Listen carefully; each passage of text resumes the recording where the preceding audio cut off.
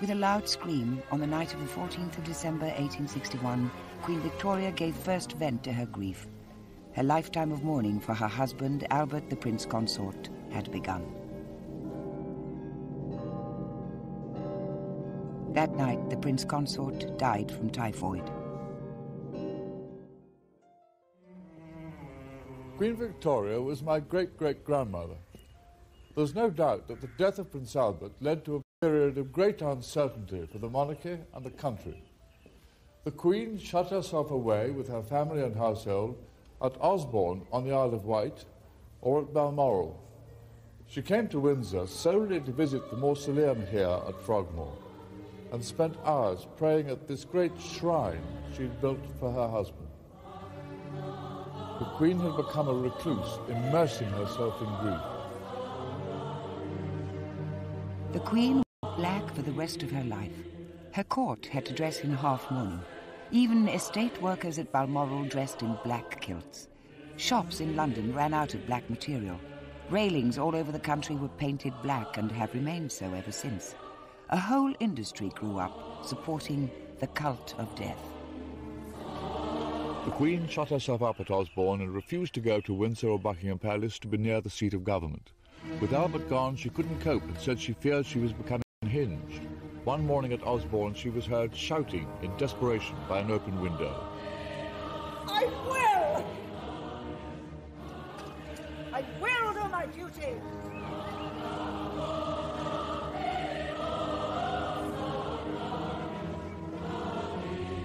She struggled to do her duty.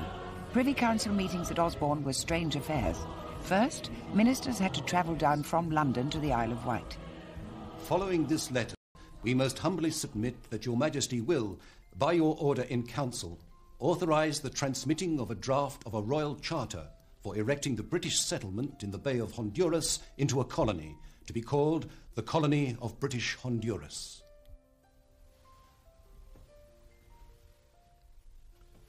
Approved. We beg leave, most humbly. Approved. Queen Victoria's grief was terrible. She plunged the country into seemingly endless mourning. Buckingham Palace was empty for 2 years and was eventually boarded up. Some wags put a notice on the railings which said, "These commanding premises to be let or sold in consequence of the late occupants' declining business." The Queen was no longer doing what her public expected of her. They were baffled and then angry. Her ministers had very strong views. But the Queen's main concern was a national memorial for her late husband. Her cause in the sceptical House of Commons was given a boost by an ambitious politician, Benjamin Disraeli, who argued, "The memorial should represent the character of the prince himself, in the harmony of its proportions, in the beauty of its ornament, and in its enduring nature, so that those who come after us may say, this was the type and testimony to a sublime life and a transcendent career." All this was music to the Queen's ears.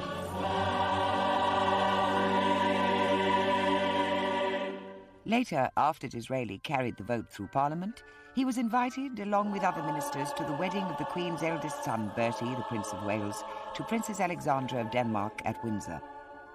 The Queen in black watched ghost-like high up from a gallery. After the ceremony, there was the obligatory photograph with a bust of Prince Albert. At the end of 1864, an event at Osborne lifted the Queen from her misery. One morning, she saw on the terrace John Brown, Prince Albert's favourite gillie from Balmoral. The Queen had asked that he be brought south to help her take up horse riding again. That day, Queen Victoria appeared happy. Brown was suddenly always at the Queen's side. She refused to go anywhere without him. She felt safe with him and gave him the title the Queen's Highland Servant, answerable only to herself. But Brown, the swarthy Highlander, became known as the master of the court and the shadow behind the throne. Brown's manner with his sovereign did appear to be rather brusque. What are you doing with that old dress on you again for? nigh on Greenwim Oldfield, like a care, I'm thinking. That's enough. John Browne was strongly disapproved of by the court for his over-familiarity with the sovereign, but he gave her the reassurance and protection she appeared to need. His influence was the first step in her rehabilitation as dutiful sovereign. When the Mayor of Portsmouth arrived at Osborne with a request to the Queen, he was surprised by the way her answer was delivered. The Queen says certainly not, you have to go. My request was for the Queen. Do not waste the Queen's time, she's busy.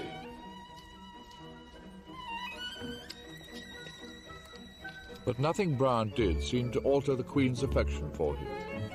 First, she raised his salary from £120 a year to £150, and then he was paid £310 and finally £400.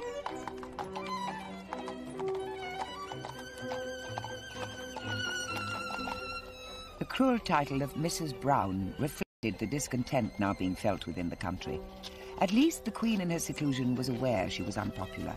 When the ruling Liberal Party failed to pass the Second Reform Bill, a measure that would have put 1 million new householders, mainly the middle classes, onto the electoral register, the Queen knew that the discontent amounted to republicanism. When an incoming Conservative government promised to try to enact the new Reform Bill, the Queen decided she should open the new parliamentary session.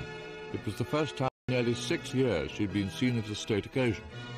The battle for the Second Reform Bill won great prestige for Disraeli, who successfully steered it through the Commons for the Conservative Party. Queen Victoria gave her assent to the new Act in August 1867, and here's her signature on the Royal Commission. At a stroke, it doubled the number of people entitled to vote. Although the Queen wasn't aware of it at the time, the passing of this bill would help to shift power into the hands of the electorate. The Queen's troubles did not go away. Fenians, who were Irish Republicans based in America, were involved in terrorist incidents up and down the country. Ireland, which was still part of the United Kingdom, was the key issue for William Gladstone, the leader of the opposition Liberal Party. His long-term plan was Irish self-government, an idea that horrified the Queen. Then the government proposed that Fenians were secretly planning to kidnap the Queen from Osborne. Make sure you cover all the woods all the way down to the main gate. They begged her to go to the safety of Windsor Castle. The Queen refused, believing that it was only a ploy to ease her back into affairs of state. Instead, she allowed police to be posted in the grounds of the park, provided that Browne could organise them.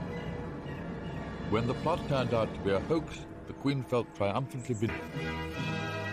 With some relief, the Queen was able to ask Disraeli to become Prime Minister when the present Conservative leader became ill. She was overwhelmed by his exotic appearance when he was sworn in at Osborne. He is full of poetry, romance and chivalry.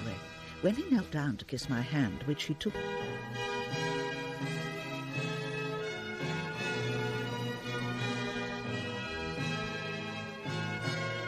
There began an extraordinary relationship between Sovereign and Prime Minister.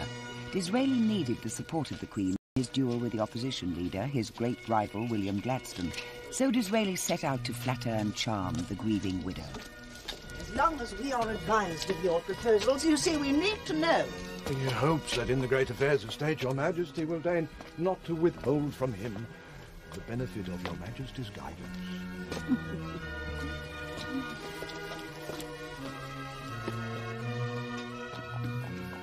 Disraeli was also a popular novelist, and he made sure the Queen was provided with graphic inside details and all the gossip from Parliament. But the idyll came to an end. The Queen was informed that Disraeli had been defeated in the House by Gladstone and was offering to resign. In desperation, she implored him to carry on until the new electoral register was ready. But Disraeli lost the ensuing general election. The monarch's traditional power to have a say in the choice of government was over forever. The Queen had lost out to the will of the newly enlarged electorate. As Disraeli gracefully bowed himself out of the Queen's presence, Gladstone, his great rival, marched in. Their styles couldn't have differed more.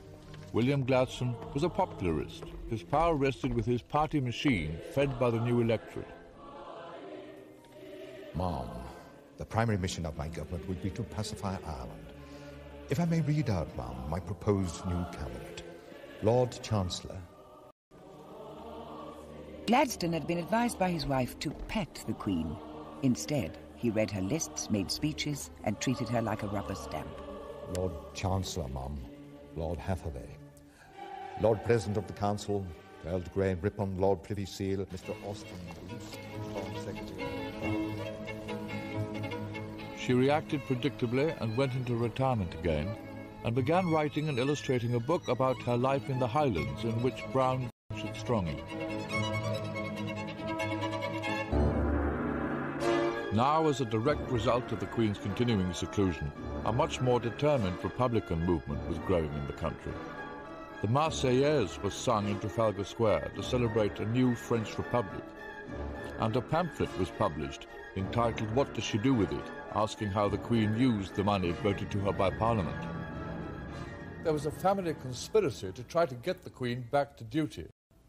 Princess Victoria, her eldest daughter, organised a secret round robin to be signed by 7 of her brothers and sisters in the following terms: "Are startled at the murmurs of discontent which reach us. Those of us who live at home are the unwilling and grieving witnesses of criticism which are agonizing to us to hear. The dangers which are daily spreading will crush the monarchy and the dynasty." But the letter was never delivered. Perhaps they were too frightened. In 1871, for reasons beyond her control, Queen Victoria suddenly found herself back in favour with the public. The Prince of Wales had fallen ill with typhoid. The Queen rushed to his bedside at his home in Sandringham. Fear gripped the nation because the 14th of December was approaching, which would have been 10 years to the day since Prince Albert had died of typhoid. Hidden behind a screen so that her son wouldn't see her, the Queen wrote fearfully, December 10th, 1871. The feeling shown by the whole nation is quite marvellous and most touching and striking.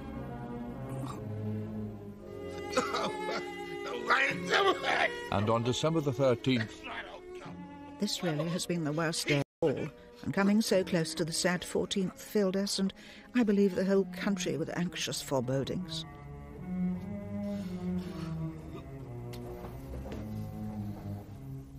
Finally, on December the 14th... This dreadful anniversary, the 10th, returned again. Instead, it brought the cheering news that dear Bertie had slept quietly at intervals, the respiration much easier.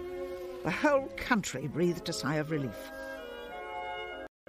On the way to St. Paul's for a Thanksgiving service, the show of affection amazed the Queen.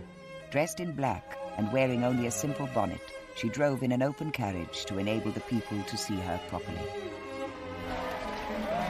Then 2 days later, another near tragedy touched the Queen. As she was alighting from her carriage outside Buckingham Palace, Brown had got down to let down the steps when suddenly someone appeared at my side. Then I perceived that it was someone unknown with an uplifted hand.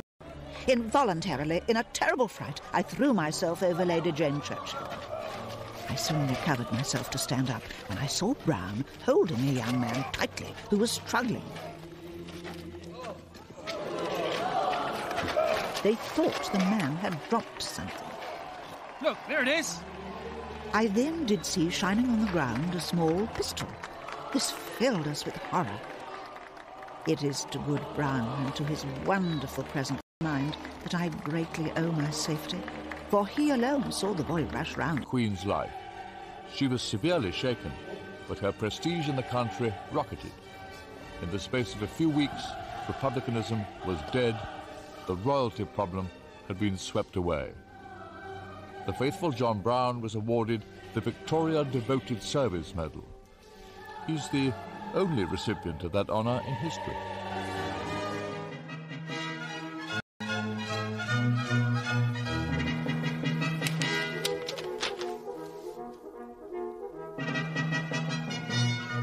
We have a large Conservative majority, and the change of ministry will take place shortly.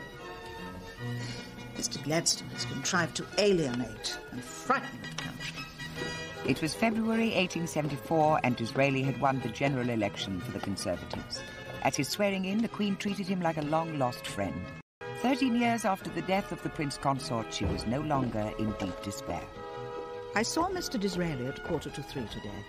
He knelt down and kissed hands, saying, I pledge my troth to the kindest of mistresses. Whatever the sovereign wishes should be done. The Queen's wishes were simple. With Disraeli now at her side, she needed to fulfill her great destiny and that of the British people. We had the largest fleet in the world, a professional army, and vast colonies that were the envy of Europe. Now that the parliamentary parties had finally tempered the British Crown's power, her destiny lay in foreign affairs, the Empire. Disraeli too could see sound reasons for patriotism. The Conservative Party would become the party of empire. The Empire needed an empress, and the Queen asked Disraeli's government to make her Empress of India, the brightest jewel in the imperial crown. To mark the occasion, the Queen sent the Prince of Wales out to India to preside over the celebrations given in her honour. The Prince became the incarnation of the British Raj and was treated everywhere like a god. Missions for the poor were opened, and charity was dispensed in his wake. He was even given a pair of elephants that later appeared at Sandringham. My thoughts much taken up with the great event at Delhi today, where I am being proclaimed Empress of India. I have for the first time today signed myself as V.R. and I. That day, the 1st of January 1877, she wrote New Year cards. One went to Disraeli, bearing her initials VRI, Victoria Regina et Imperatrix. His best friend, VRI. At about this time, the Queen also gave Brown a locket containing some of her hair and some belonging to the Prince Consort. Emblazoned in enormous jewels, Queen Victoria gave a dinner that night here in Windsor Castle, the night she became Empress of India. Disraeli made a flurried speech praising the Queen, and when the loyal toast was proposed, he called out, "Your Imperial Majesty," whereupon, to everyone's amazement, the Empress rose and did a half curtsy to her Prime Minister.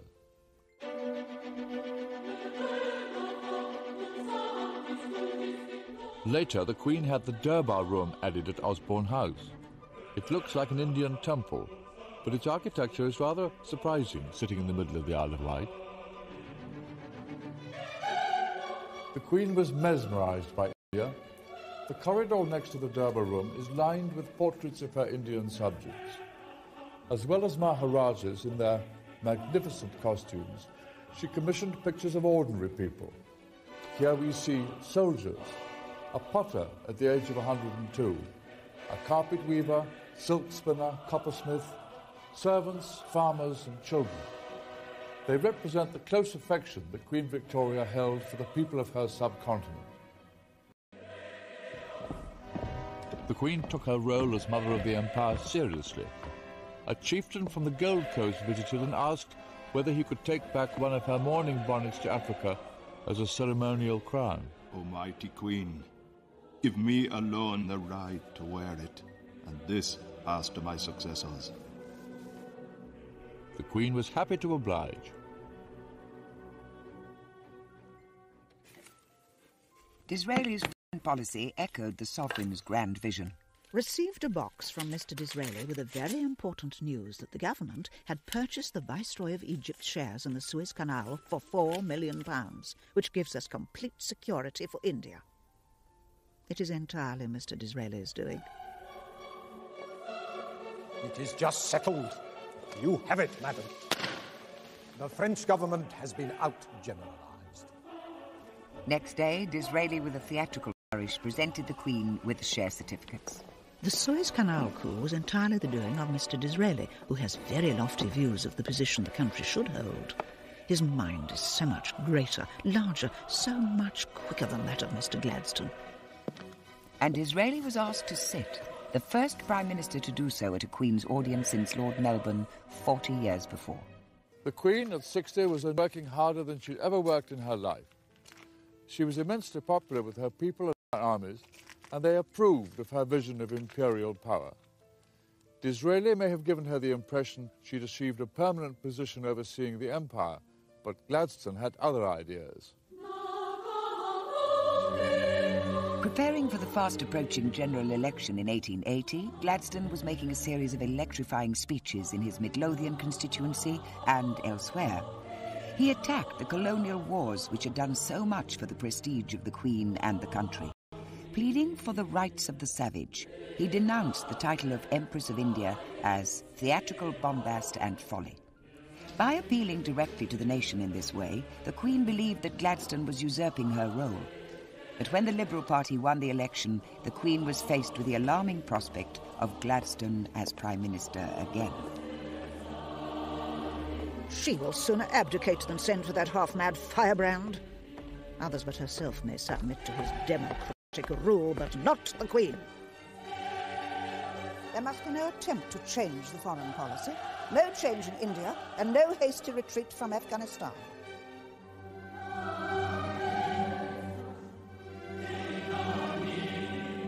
With Gladstone in power again, the Queen became less interested in affairs of state. When she was spending time at Balmoral, she often preferred to stay here at the Glassholt, her house on Loch Mick, some miles away from the castle. At times this house was literally at the hub of the empire. Its modest rooms and simple furniture really rather humble for the Empress of India. Then came a series of tragic blows. First, her close friend Disraeli died in April 1881. Such a loss is irreparable to me and the country. To lose such a pillar of strength at such a time is dreadful. Then John Brown had to carry the Queen back into the castle after a fall at Windsor in March 1883. And less than 2 weeks later, the dreadful news that my good, faithful Brown had passed away early this morning. It is the loss not only of a servant, but of a real friend. The shock, the blow, the blank, the constant missing at every turn of the one strong, powerful arm and head almost stunned me, and I am truly overwhelmed. And now all is gone. All is gone in this world, and all seems unhinged again in thousands of ways. Such was the status of John, empresses even. He may have been only a simple gilly without education, but he was the only person in the household who could make the Queen do what she didn't want. When Prince Albert died, a statue of him was placed on the Balmoral estate. It faces the one of Queen Victoria. Remarkably enough, just about here, where I'm standing, the Queen put another one up to John Brown when he died. And so the three memorials together formed a triangle. His statue was removed from the triangle by King Edward VII when his mother died and tucked away here in the woods. the Queen at 65 was lonely but still resolute. Foreign policy remained her obsession, and here she felt Gladstone was at his most neglectful. When General Gordon was under siege from hostile troops in the Sudan, she begged Gladstone to send out a rescue column to Khartoum. The Queen trembles for General Gordon's safety. If anything befalls him, the result will be awful. 6 weeks later, the Queen was still questioning Gladstone's policies. Mr. Gladstone, you told the Queen when we last met Gordon must be supported. Yet what he asked for repeatedly nearly 5 weeks ago has been refused. If not for humanity's sake, for the honour of the government and the nation. When Gordon was murdered nearly a year later, just before the relief column finally arrived, the country was in uproar. Now from Osborne, the Queen sent a telegram to Gladstone.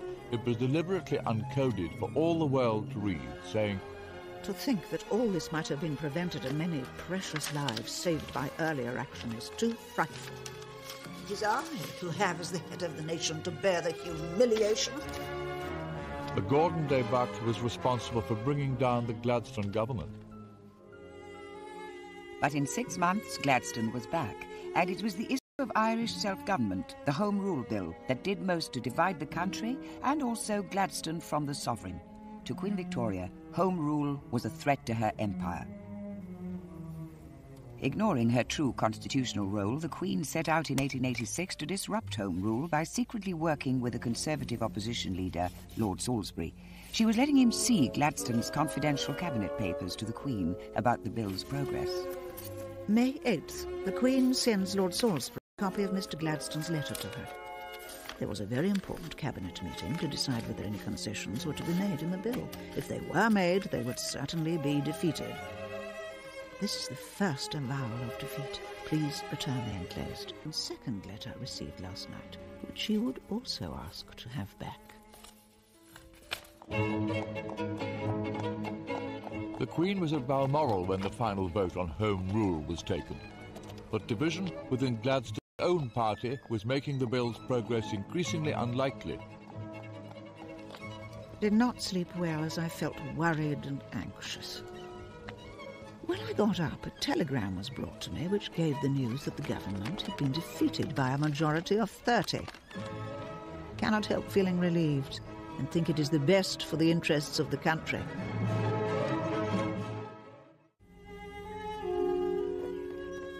More than 30 years earlier, in the halcyon summer days at Osborne, the royal children gave a regular afternoon tea party in the Swiss cottage for their parents, the Queen and Prince Albert.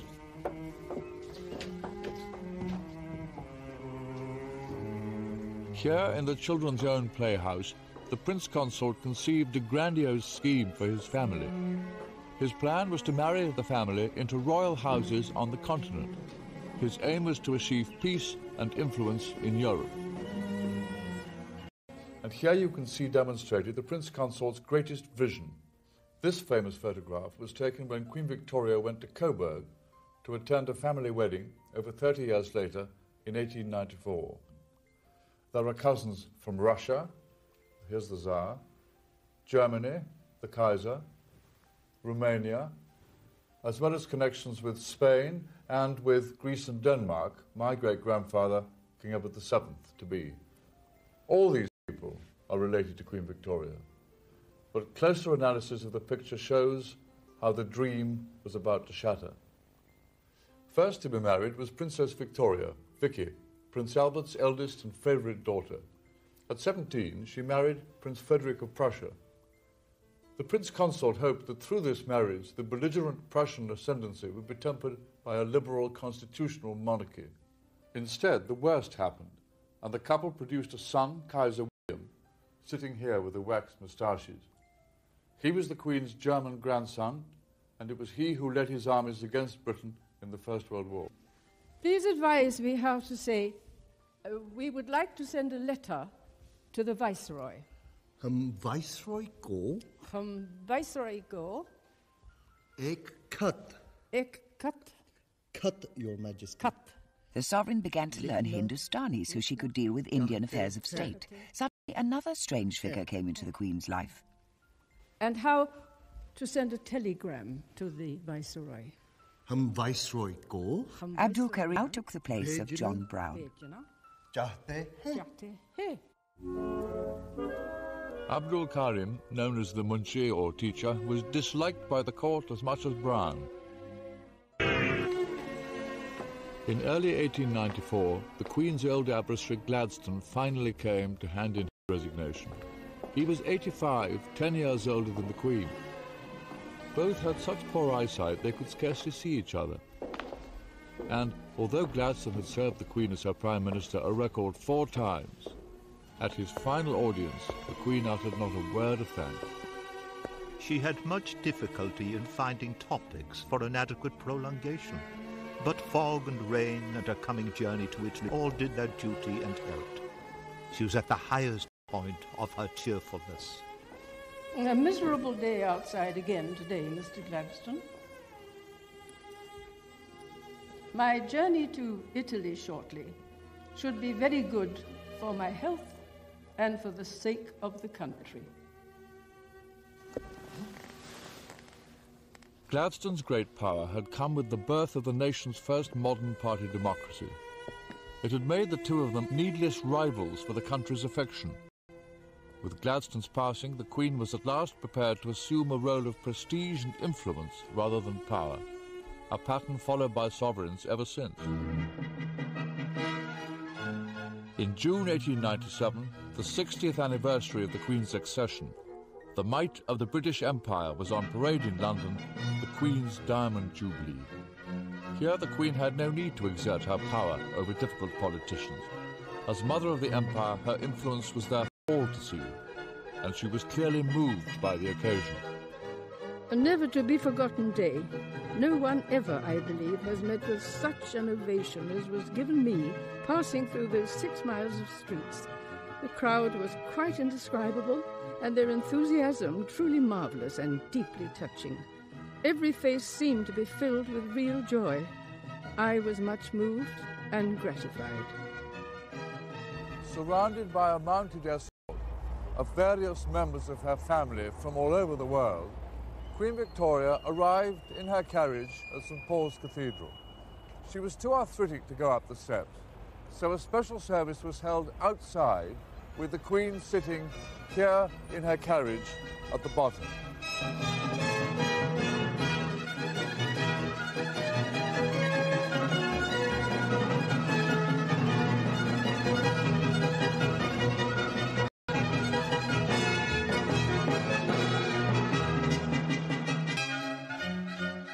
That day, for the first time, the Queen used telegraph to send her Jubilee message around the Empire.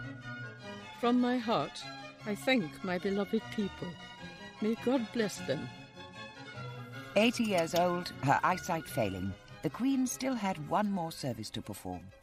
With the outbreak of the Boer War in 1899 in South Africa, she found a new lease of life, rallying the nation. After a string of defeats, stirring memos were dispatched to her government and to her commanders. I sincerely hope that the increased taxation necessary to meet the expenses of the war will not fall upon the working classes. The attempted relief of Ladysmith would have succeeded had we had more troops. Red tapings and useless difficulties must not be regarded. Would not corrugated iron huts be used instead of tents?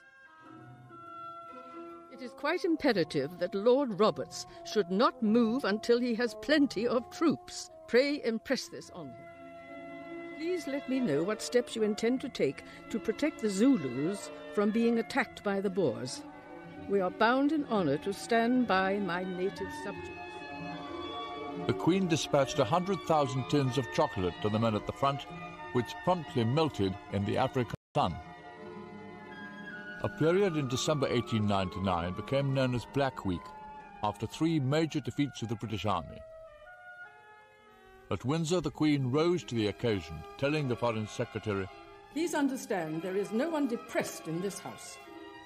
We are not interested in the possibilities of defeat. They do not exist.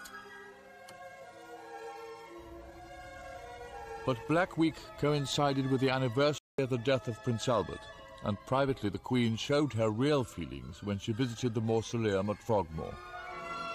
Already 38 years since the dreadful catastrophe which crushed and changed my life and deprived me of my guardian angel. Feel very low and anxious about the war. By Christmas 1900, the Queen was not well. She was sleeping badly, eating nothing. On Christmas Eve, she came down to the Durbar room at Osborne to see the distribution of presents, but could only write, I felt very melancholy because I see so badly. I gave all my personal servants their usual presents. I took a little supper in my room. On January the 13th, 1901, the Queen's journal, the diary she had written for 69 years, finally came to an end with... Artress going with me. Rested afterwards, then did some signing. The Queen was taken ill, and she slowly began to sink. From all over the country and from Europe, members of her family began to assemble at Osborne House. The Queen lingered on for 10 days, and finally, on the 22nd of January 1901, learning that the end was near, they began gathering at her bedside. Sir James Reed, the Queen's doctor at her deathbed, later wrote, All the family was summoned, and the Bishop of Winchester said prayers for the dying, while I kept plying her with oxygen. The princesses Christian, Louise and Beatrice kept mentioning each other's names, the Queen for long, too blind to see. My path, but now lead thou me on.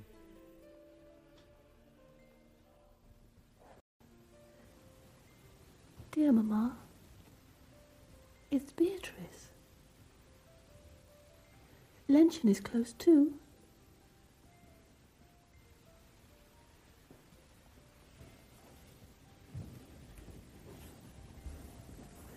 It's luncheon.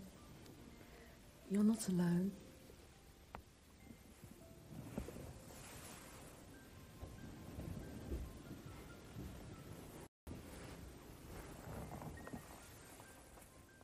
It's Bertie.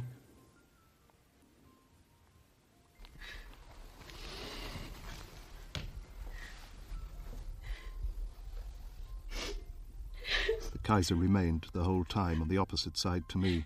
The Queen kept looking at me and frequently gasped. Sir James, I'm very ill. A few minutes before she died, her eyes turned fixedly to the right and gazed on the picture of Christ in the entombment of Christ over the fireplace. She died with my arm round her. I gently removed it, let her down on the pillow, and kissed her hand. When she died at 6:30, I had for the last hour been kneeling at the right side, supporting her in a semi-upright position, helped by the Kaiser, who knelt on the opposite side of the bed. The Queen wanted a white funeral. A picture of her was painted at Osborne, looking serene in her final sleep, dressed in white. The death of Queen Victoria marked the end of one of the greatest eras in the history of this country. But there was one final twist. She'd left a secret list of keepsakes that she wanted placed in her coffin. Some were from Albert and from everyone. Sir James called in members of the family to see her, and Princess Alexandra was the last, and she arranged white flowers over her, so she looked beautiful. And then they all left, and he put a photograph of John Brown in her left hand, as per her instructions, and a lock of his hair, which he wrapped up in tissue paper. And then he covered her up with the white flowers which Queen Alexandra had put there. And then he called in the rest of the members of the household to come. Do you think that Queen Victoria's children were aware of some of the things that she'd been asked to have placed in her coffin? No, only her maids and dressers and Sir James, who did the arranging himself. Here they were for the first time, these instructions. They'd only been seen by Sir James and those few dressers.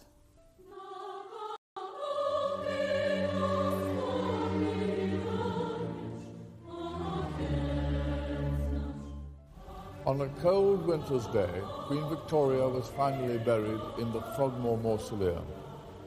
In death, she was at last reunited with the Prince Consort, the man she'd always been so devoted to. The solitary statue of Prince Albert on his tomb was joined by one of the Queen, her head half turned towards him. The Queen's statue had been carved years earlier when the Prince died, so that she would always remain in the likeness of a young woman.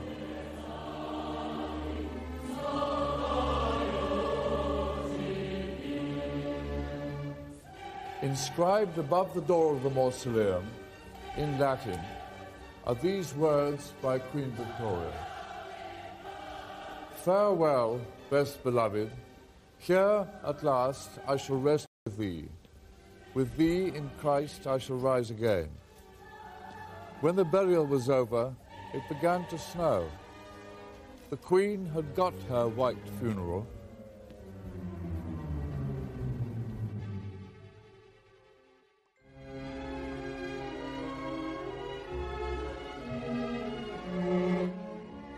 The tragic story of the last Tsar and Tsarina of Russia is remembered tomorrow. Nicholas and Alexandra, that's at the same time. Coming up in a few minutes on UK History, gaze upon the face of Tutankhamun.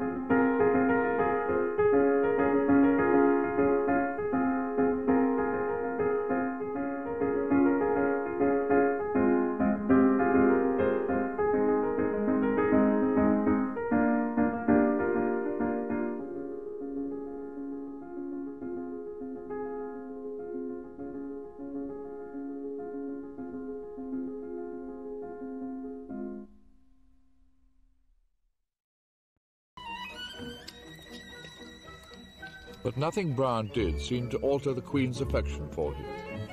First, she raised his salary from £120 a year to £150, and then he was paid £310 and finally £400.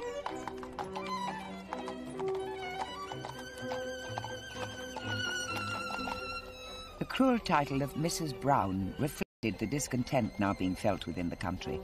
At least the Queen in her seclusion was aware she was unpopular.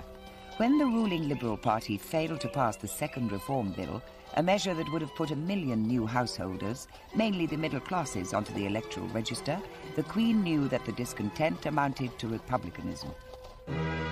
When an incoming Conservative government promised to try to enact the new Reform Bill, the Queen decided she should open the new parliamentary session. It was the first time in nearly 6 years she'd been seen at a state occasion. The battle for the Second Reform Bill won great prestige for Disraeli, who successfully steered it through the Commons for the Conservative Party. Queen Victoria gave her assent to the new Act in August 1867, and here's her signature on the Royal Commission. At a stroke, it doubled the number of people entitled to vote. Although the Queen wasn't aware of it at the time, the passing of this bill would help to shift power into the hands of the electorate.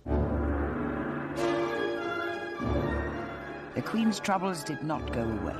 Fenians, who were Irish Republicans based in America, were involved in terrorist incidents up and down the country.